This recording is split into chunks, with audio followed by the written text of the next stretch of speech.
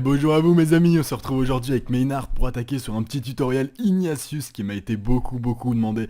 On va voir ensemble ce qu'on peut faire avec Ignatius. Ça va pas être un Ignatius défausse, il y a trois façons de jouer Ignatius, hein. On peut le jouer actuellement avec la défausse aussi bien qu'avec des créatures en rush et aussi bien avec la magie. En fait on peut le jouer avec la magie par exemple en imposant aux adversaires un berserker, vous savez le berserker de masse, la rage de masse, et vous leur mettez des enchantements qui infligent des dégâts à leurs héros en fait quand ils attaquent avec leurs créatures. Grâce à l'enchantement de masse, eh bien ils sont obligés d'attaquer et à chaque tour ils prennent des dégâts à cause de l'enchantement de la créature sur leur héros directement. Donc c'est une forme de demi-slowpoke en quelque sorte. Aujourd'hui ce que je vais vous présenter c'est celui qui me semble le plus abordable parce que les deux autres sont très chers. J'ai pas encore fait de tutoriel sur Ignatius qui est un héros qui est vraiment très intéressant. Et je vous propose celui-là parce qu'il me semble un peu moins cher que les autres. Il est pourtant pas donné, hein. C'est un deck, c'est pas un deck à 10 millions de dollars, mais il est vraiment pas à la portée de tout le monde. Et pourtant je choisis de vous le présenter parce que c'est quand même le moins cher et qu'il est très facile à jouer, très agréable, et il donne un excellent ratio victoire qui est vraiment très intéressant. Alors il va jouer en créa sort. Vous allez me dire pourquoi jouer Ignatius? Eh bien parce que Ignatius est le seul héros Inferno à avoir ses deux écoles de magie mais à être équilibré. On a comment il s'appelle, Kalazar qui a ses deux écoles de magie mais qui n'a pas de points en force d'invocation, et ça c'est vraiment très pénalisant. Tandis qu'Ignatius peut le faire, donc on profitera pas de sa capacité, mais on profitera à fond de sa magie et du fait qu'il soit équilibré ici mes amis. Alors qu'est-ce que je vous propose? C'est un deck qui va jouer en 3 en créature, 4 en sort et 1 en fortune. Ça va nous permettre d'être très orienté rush. Comme vous pouvez le voir avec les créatures ici, on a que des créatures très puissantes qui nous coûtent peu cher. Donc j'ai choisi de 4, un départ classique, les 3 assassins noirs qui sont un petit peu chers, c'est sûr, je sais que c'est difficile à avoir, mais ça c'est une carte à avoir, hein. C'est comme les Mondes Morpao, là on en est à un stade où je vous présente des decks qui sont vraiment viables à haut niveau, donc il faut vraiment avoir du gros jeu quand même. Les assassins noirs et les Mondes Morpao, essayez d'en avoir assez rapidement, au minimum 3 de chaque, parce que c'est vraiment très utile, ça a sa place dans beaucoup de decks. Ensuite, on a un colporteur d'objets magiques qui va nous servir à appeler notre flamme, ce sort-ci en fait, ce sort unique, la flamme interdite. Il va nous servir juste pour ça au cas où on a une galère. On a 4 succubes pour pouvoir être un petit peu tanky, 4 démons, je vais pas vous la faire à l'envers, hein, carte bien classique, toujours aussi pratique. Ici de nouveau une carte un petit peu plus rare, un peu plus chère, mais pareil, hein, c'est bien d'en avoir au moins 2, c'est vraiment très bon. Ça permet, ça vous fait déjà une créature volante, parce que vous avez souvent en Inferno trop de créatures de mêlée, donc celle-là elle est volante. Pensez bien quand vous l'utilisez, si possible, à la mettre en place, à la place d'un tireur, parce que vous allez avoir du mal à remplir votre board si vous mettez tout en première ligne. Très bon, hein, qui pour 2 inflige 3 et 2 et qui inflige une explosion de feu quand elle meurt, donc vraiment très intéressante. Ici 4 mandes de mort-pao pour pouvoir rush l'adversaire, 4 saccageurs pour exactement la même chose, hein. Le saccageur c'est du pain béni, ça coûte pas cher, ça fait très mal. Ici 2 cerbères qui nous permettent quoi? D'être un petit peu polyvalent, hein, qui vont nous permettre de gérer les créatures chiantes du genre les assassins noirs et ce genre de choses. Et ici, une mendeuse du vide qui est très intéressant pour achever l'adversaire parce que vous allez voir que c'est un deck très orienté rush et grappiller un point de dégâts par-ci par-là c'est vraiment très utile. Les mendeuses du vide, si vous en avez, vous pouvez en mettre jusqu'à 4, hein, mes amis, allez-y. Si vous en avez 4, vous enlevez 2 démons, vous enlevez un monde Morpao et vous enlevez vous pouvez enlever une succube par exemple. Voilà, et vous en mettez 4. Alors maintenant, en sort, qu'est-ce qu'on a de beau mes amis? On a les 4 traits de feu, gros classiques, et voilà, c'est là qu'Ignatius va prendre toute sa puissance, vous allez le voir après sur le terrain, c'est vraiment très fort. 4 sauts de la mort qui vont nous permettre de nous, grâce à l'ubiquité, qui vont nous permettre de nous débarrasser à partir de n'importe quel emplacement, de n'importe quelle créature. Donc ça c'est un combo très puissant, hein. Ubiquité plus saut de la mort, c'est très fort et pas très cher. Ici on va voir qu'on m'a demandé en ami, il va vraiment falloir que je regarde ma liste d'amis, il y a beaucoup de gens qui m'ont demandé, je pense que je vais accepter pas mal de monde. Ici 3 boules de feu, hein, je vous la fais par l'envers, la boule de feu overpuissant. Ici la récolte d'âme, au cas où vous pouvez pas faire le combo dont on a parlé juste avant, la récolte d'âme ça dépanne toujours. Surtout qu'en ce moment c'est un peu la mode, les grosses créatures reviennent vraiment très fort, notamment avec l'Inferno, hein, et les decks Ryan Airlines via Garant, donc via la porte de chez Hog, hein, où au 3ème tour on peut invoquer une énorme créature. S'il fait ça, vous au tour derrière, voilà, vous le faites une moisson d'âme, il l'a dans l'os. Ici, image d'ombre, un sort tellement must-have, tellement bon. L'image d'ombre c'est pareil, hein. Si de près ou de loin vous jouez la magie des ténèbres, image d'ombre c'est le premier à acheter, hein. Même devant récolte d'âme, devant tout le reste, image d'ombre c'est surpuissant. La flamme interdite, voilà, en cas de difficulté ça nous permet de rape toute la board. Enfin, ça inflige 6 points de dégâts puisqu'on va monter ici jusqu'à 4 de magie, donc ça infligera 8 points de dégâts en tout. Le double de notre montant de magie, on sera certainement à 4 ou à 3 au minimum, donc ça infligera entre 6 et 8 dégâts. Donc ça permet souvent de rape toute la board au cas où on est en difficulté. On peut l'appeler avec notre colporteur d'objets magiques, donc très très très pratique. Ici, fortune. Qu'est-ce qu'on se met? Eh bien un hôtel de la destruction qui va nous permettre simplement de terminer l'adversaire, mes amis, hein. Tout simplement, on va pouvoir se le faire très très rapidement grâce à ça, hein. Vous le mettez un petit peu en difficulté, tac tac, il joue un petit peu gamble, vous avez 2 hôtels de la destruction, il lui reste 3 points, bah voilà, vous les faites tranquille, 3 ou 4, vous les faites peinard. En événement, 4 semaines des impôts évidemment, puisqu'on utilisera cette fortune-ci, on a déjà que 4, on a que 4 fortunes, donc ça va pas vachement nous pénaliser. Et on l'utilisera surtout en fin de game, donc quand nos points n'auront plus de valeur, on l'utilisera pour finir adversaire, donc on ne sera pas pénalisé par la semaine des impôts. Ici, une semaine des mercenaires, si vous en avez 4, vous mettez les 4, hein. Moi j'en ai qu'une malheureusement, je sais pas comment ça se fait, c'est dingue ça, il y a des moments, il y a des cartes que j'ai en 12 exemplaires alors que c'est des rares. Et ben celle-là je l'ai en 15, c'est très embêtant. Si vous en avez 4, vous les mettez, et si vous n'en avez pas 4, vous complétez avec des mois des flammes dansantes. Et voilà mes amis, vous allez voir ce deck vraiment, hein, sincèrement, pour moi c'est un deck à 1003+, voire même 1004, hein, 1004 je pense qu'il l'est fait. Il est vraiment très fort et il permet vraiment la plupart du temps de rouler sur tout le monde très très facilement, parce qu'il est, il est vraiment tellement agressif en fait, tellement agressif. En fait vous cumulez la magie... La magie qui est totalement pétée comme on l'avait avec Adar Malik, oui, et Kalazar, donc la magie totalement pétée. Et en plus de ça, vous cumulez le gros rush Inferno, quoi. Qui n'est pas... Avant, on pouvait pas le faire à cause de Kalazar. C'était vraiment à cause de la pénalité en points de Kalazar, qui n'était pas un héros équilibré. Donc on ne pouvait pas vraiment rusher, ça nous handicapait d'un tour, voire de 2 parfois. Et là avec celui-là vous pouvez le faire, donc vous cumulez la magie dégueulasse plus le rush Inferno qui est atroce, ça vous donne vraiment une force de frappe terrible. On va voir ça tout de suite ensemble. Allez c'est parti, on envoie ça, on espère tomber sur un adversaire un peu coriace, ce serait pas mal. Alors avec ce deck on va avoir du mal contre qui? Eh bien on va avoir du mal contre les joueurs du sanctuaire, hein, qui vont contrôler nos créatures, et on va avoir du mal contre Ammar, hein, toujours, ça y a pas de secret. Je ne commence pas, j'ai un deck pas très potable, mais je vais le prendre parce que j'ai du sort et j'ai de l'ubiquité, donc je pourrais me débarrasser de ces créatures normalement.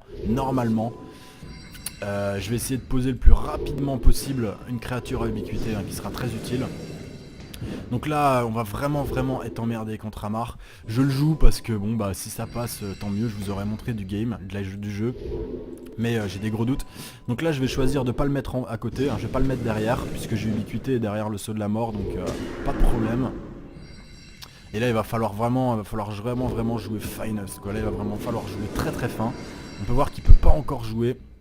Ça c'est tant mieux pour nous, on sait qu'on est à 3, on augmente direct la magie, hein, on est chaud. On va essayer de se garder, ça peut être pas mal aussi le porteur de blé magique, j'ai 4. Ouais, je vais poser les deux. Comme ça, eh bien mes amis, je peux invoquer ce sort là, qui me servira à me débarrasser de ces créatures chiantes si jamais il me met en difficulté.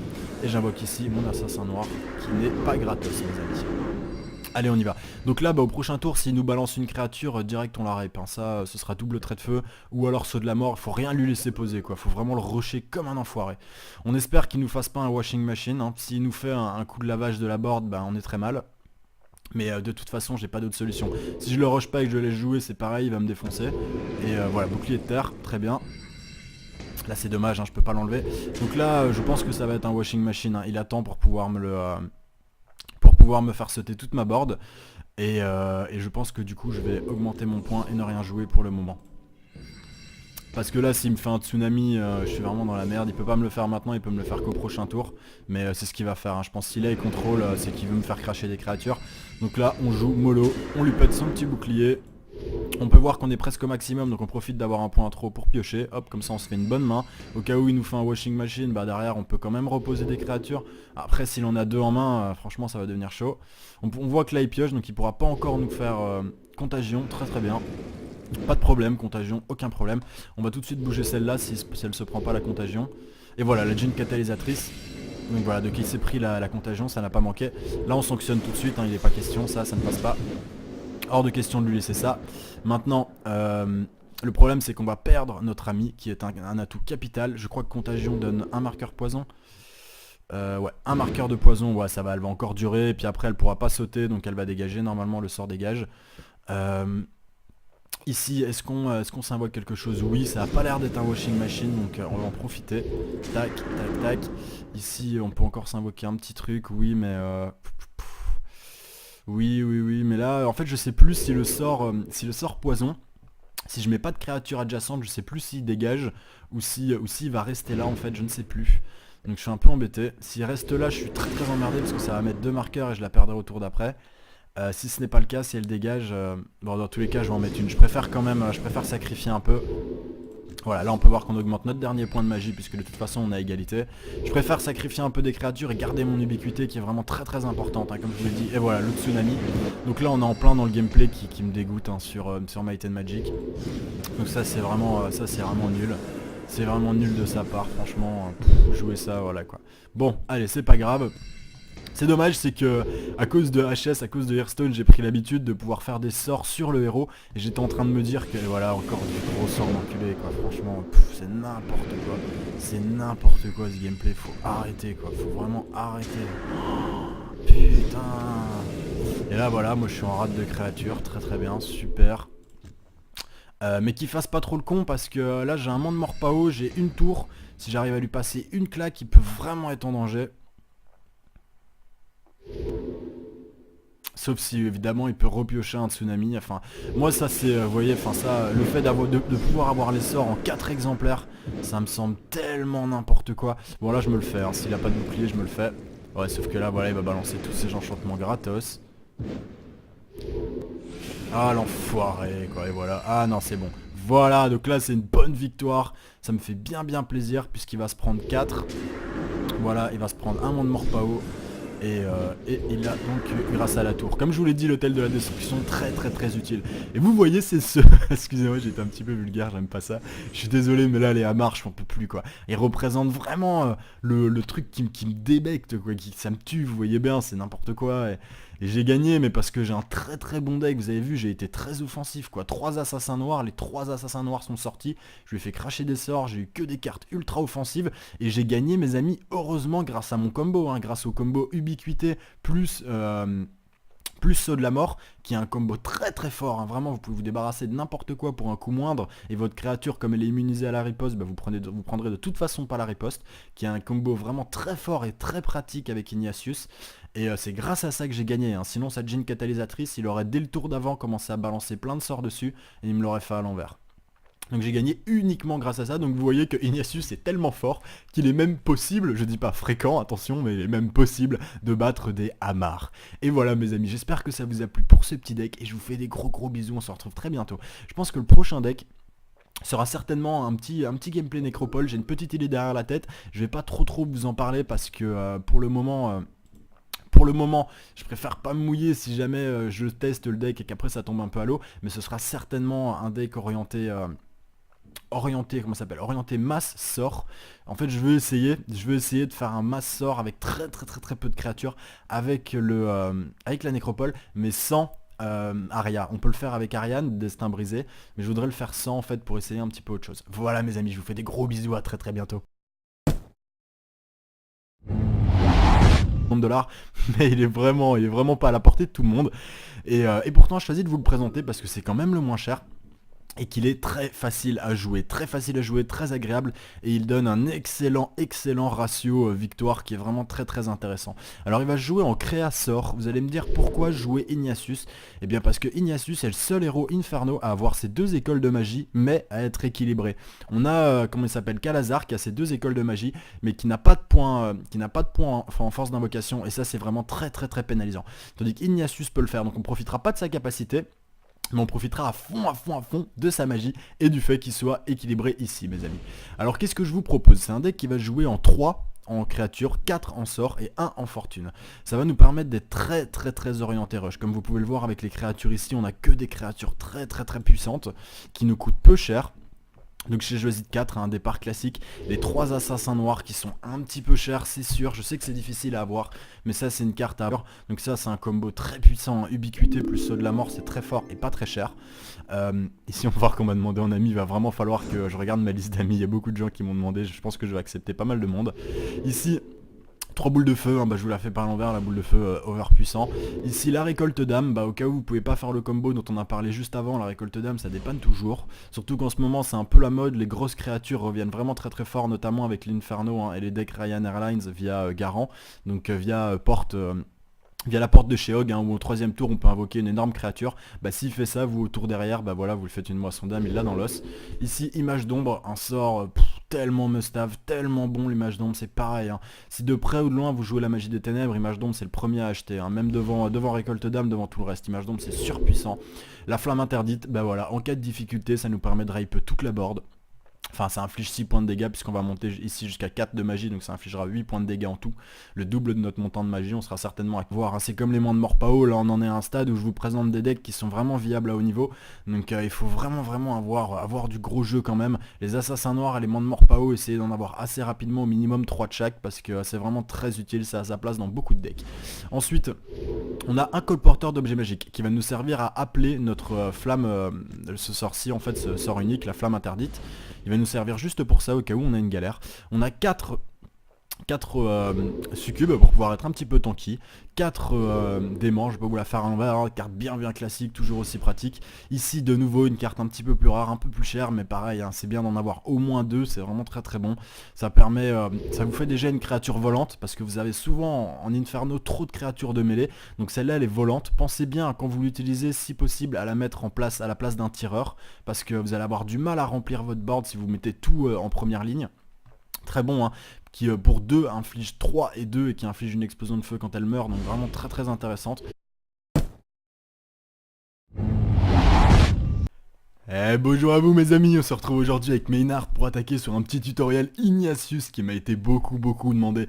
On va voir ensemble ce qu'on peut faire avec Ignatius. Ça va pas être un Ignatius défausse, il y a 3 façons de jouer Ignatius, hein. On peut le jouer actuellement avec la défausse aussi bien qu'avec des créatures en rush et aussi bien avec la magie. En fait on peut le jouer avec la magie par exemple en imposant aux adversaires un berserker, vous savez le berserker de masse, la rage de masse, et vous leur mettez des enchantements qui infligent des dégâts à leurs héros en fait quand ils attaquent avec leurs créatures. Grâce à l'enchantement de masse, eh bien ils sont obligés d'attaquer et à chaque tour ils prennent des dégâts à cause de l'enchantement de la créature sur leur héros directement. Donc c'est une forme de demi-slowpoke en quelque sorte. Aujourd'hui ce que je vais vous présenter c'est celui qui me semble le plus abordable parce que les deux autres sont très chers. J'ai pas encore fait de tutoriel sur Ignatius qui est un héros qui est vraiment très intéressant. Et je vous propose celui-là parce qu'il me semble un peu moins cher que les autres. Il est pourtant pas donné, hein. C'est un deck, c'est pas un deck à 10 millions. Ici 4 mondes de mort PAO pour pouvoir rush l'adversaire.